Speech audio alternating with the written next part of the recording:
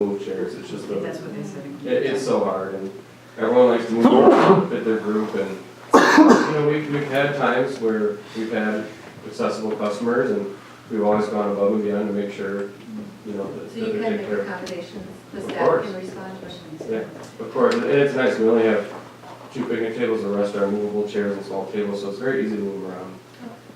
But having the sidewalk and the park really helps a lot. So, Thank you. Thank you for your time. Appreciate it.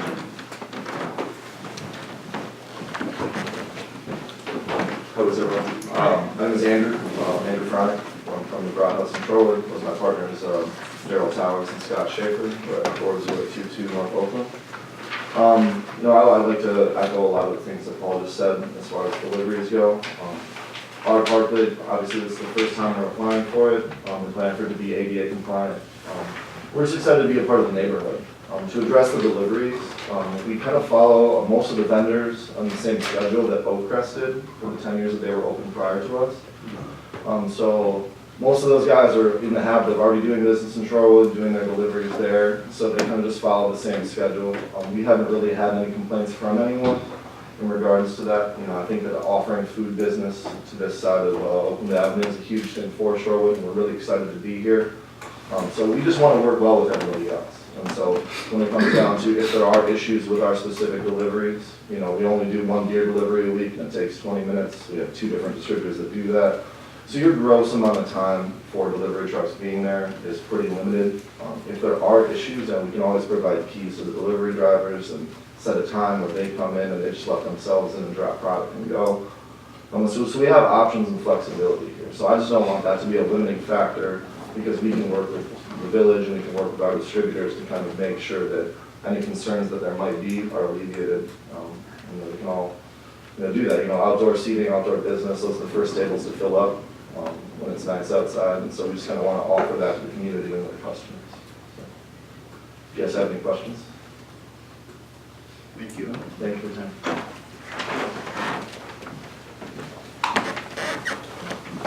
Can I just say one more thing, just a safety thing? In the design of the parklets, and I brought this up to Erica before she left, you guys require wheel stops for the cars, but we're not allowed to secure them. So the wheel stops are pointless.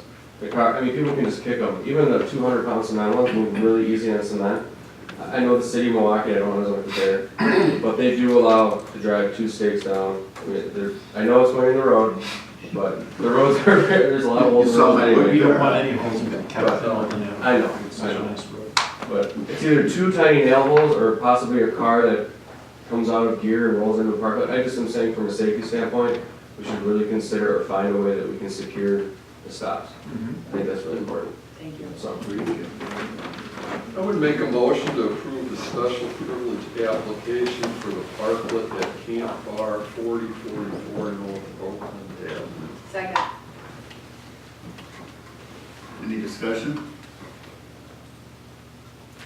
Seeing none, all in favor of the motion as stated, say aye. Aye. Passes. I'd make a motion to consider application for special privilege approval for a parklet at Broad House Shorewood, 4022 North Oakland Avenue. Second. To approve it. Sorry. Yes. That's it. Just want to make sure. I still second. Consider it one way or the other. Okay, we have motion second. Any further discussion on the Broad House one? Seeing none, all in favor of the motion as stated, say aye. Aye. Aye. Opposed? Nay. Nay. Passes 6-2. 5-2. 5-2, yeah. That's the other than It's a Wow. math problem. You tried. Okay. Thank you. Thank you. Okay, we'll move on to next item, which is 6C. Consider approval of CBA rules. you too. Good to see you. How are you? Oh, really well. It's back in the village, huh? Fantastic. Good. CBA has been working for the last Maybe when they're here, you have a solid policy, you know. bylaws and rules of behavior. Many times this is a document that's done as information to CBA. Some communities have them, some don't. But it's been a suggestion of mine for purposes of the group moving forward and to ensure some good communication with the village board. So included in the packet is a draft that was recommended for approval to the village board by the CDA on their meeting on March 15th. I know that there were 2 items that came in to me today, questions relative to these bylaws. One which was if for the CDA board member representatives on the CDA, is it a requirement that their appointment to the CDA should serve the term of their seat as trustee? And in consultation with Nathan, his reading of the statute is that it does not specify whether that needs to be for the full term of the trustee, but should be one that's evaluated annually by the village president, and then the appointment's made annually. The second was brought up, and I believe it is located in, Mike, do you want to help me out? 4A. 4A. I know you knew off the top of your head. Specifies acquisition of land by eminent domain or other methods and disposition of any land, and it limits, it's within the central business district master plan. I'm not sure why it's limited to within the central district master plan. CDA is the housing authority, and also that central district master plan doesn't extend to Wilson and Kensington, that commercial area. And this is really, this section is saying they can't do this without board approval, so it's somewhat in our interest to restrict their use of it and require our approval throughout the village if they're going to exercise this right. Okay, so it says specific action taken related to the following powers shall be subject to review and approval by the village board. Okay. If they're outside, then it's. And if it's not there, then it's not, so I agree with you. Were you done with the presentation? Okay.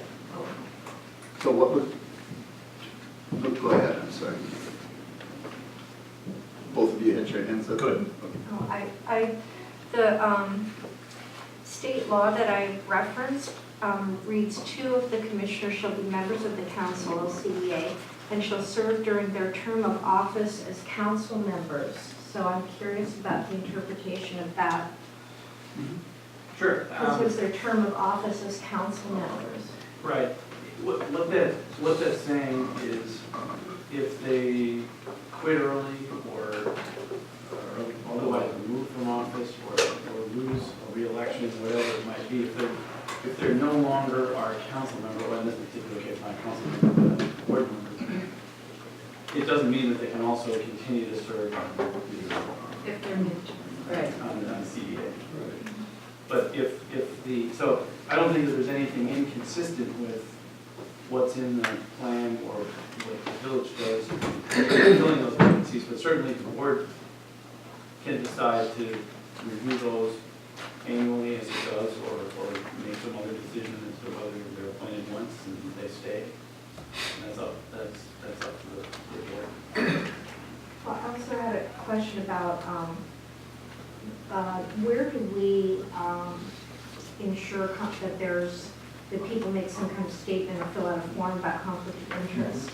Is that, I don't know if it necessarily needs to be in the bylaws, but I think especially for the CDA, because they're frequently dealing with large amounts of money, that it would be, that that's something we should have, some kind of statements of conflict of interest.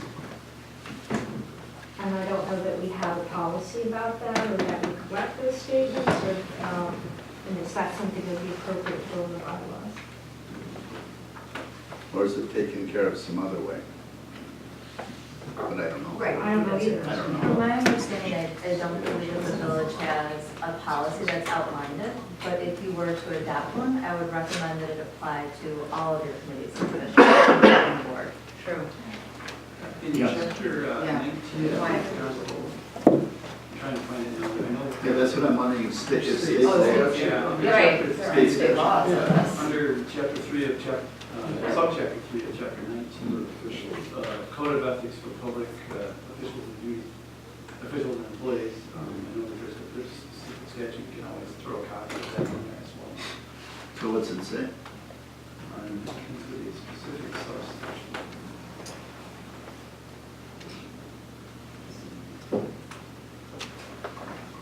It's under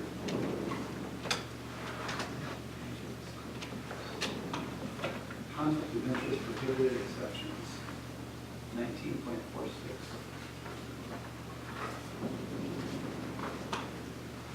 And then there's a number of, Those are exceptions to conflict, huh? right, so it starts with conflict of interest prohibited, and then it lists the exceptions. It's a pretty lengthy, Okay. statute. Have you found Shorewood? I was trying to think Well- about, I was trying to read. I'm the only one who laughed, that's okay. So what's the, I didn't hear the conclusion of that. We haven't really concluded, but what I'm thinking is if we do contemplate visiting the subject, which I think is appropriate, the first place we should visit it is with the state statute, because the state statute might be everything we need. In the, But then again, it may not. But in there, one sub A is what you were, I think that you're talking about, financial, that it's one of the very first things that they mentioned there too, is like, prohibited from taking any official action substantially affecting matters the official, member of her immediate family or organization with which the official is associated, has a substantial financial interest. So that's the code of ethics.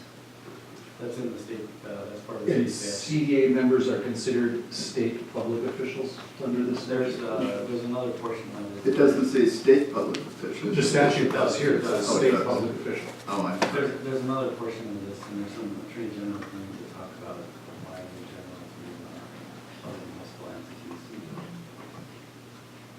So even though, but it has. I still think a policy would be fabulous, just to memorialize it. I don't remember when we took office, do we fill out a form saying, you know, what our interests are and. But we took an oath of office, which is illegal, you know, we took an oath of office. At the city of Milwaukee, I had to sign. I've been under positions, you have to like state if you own a company or how. I did do it at the university too. Yeah, exactly. I mean, I think to have something in writing showing what your financial interests are would be useful. Tyler has some input here. Well, we have the handbook for officials.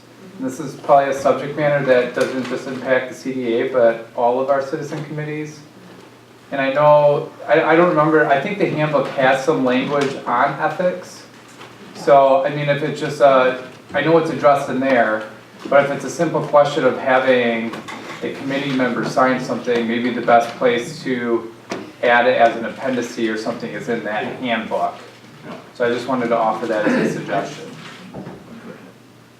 Sorry. I'm done. I was also going to add that this is something that we could ask the League of Wisconsin Municipalities for, because I'm sure they deal with That's a this good all point. the time, and that's a free resource for our village. I've already collected some examples of this, but I would, so if we're all in agreement, I'd be happy to put something together and then we could come back and discuss it. Sure. Sure. Oh, great. Thanks. Okay. Just, go ahead. So I had two things that I brought up in committee and at CDA, and I just wanted to bring up here and see how the board feels about them.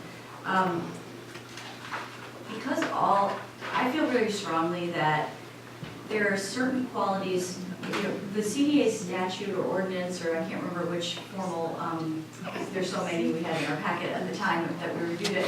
It basically is a little more experience in it actually labels what you're supposed to be, what kind of experience you're supposed to have to become appointed as a member. It's more specific than some of the other committees, because you're dealing with finance and dealing with public dollars. And so I feel really strongly that a board member, whoever that may be in the future, who's appointed to the CDA, as a board member that was appointed for 2 years, and thank you, President Johnson, for allowing me to stay on that CDA, there was so much value gained in the longevity of having 2 years as a board member on that committee, just because it's similar to, it's not quasi-jurisdictional, but it has more authority than some of our citizen boards. And I feel like if someone's coming into development as a board member who might not have as much experience or background, it's gonna take a little while to immerse yourself in that. And it is a learning curve, so I would like to go back to, and recommend that we allow a board member to interpret that statute that Trustee Amenta had read, which I also had read in a different time, to mean, either 2 years or 3 years, but to give it more than just a year as a board member on that committee.